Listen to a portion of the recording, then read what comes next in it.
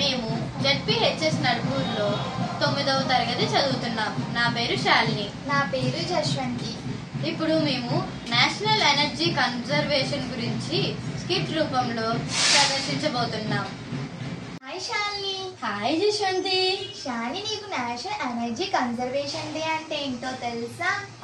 ఎంతో కొంత తెలుసు. ఏది నీకు తెలిసింది చెప్పు. ప్రతి సంవత్సరం భారతదేశంలో డిసెంబర్ 14న నేషనల్ ఎనర్జీ కన్జర్వేషన్ డే పాటిస్తుంది.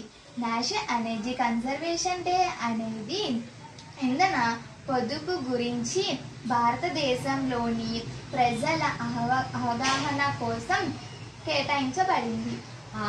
శక్తి వినియోగాన్ని తగ్గించడం, వనరులను కాపాడుతూ ప్రజలలో ప్రతి ఒక్కరూ తమ వంతుగా కృషి చేస్తారని చెప్తుంది. అదేగాక జాతీయ పరిరక్షణ దినోత్సవం ఆర్థికపరమైన పెరుగుదలతో ముఖ్యంగా ఇంధన రంగం పైన ఆధారపడి ఉంటుంది. ఈ రంగానికి ప్రత్యేకత కల్పిస్తూ మొత్తం ప్రణాళికలలో 30% ఈ రంగానికి కేటాయించబడింది. ఇలాంటివి మరెన్నో తెలుసుకొని మరెన్నో నేర్చుకుందాం. ధన్యవాదాలు.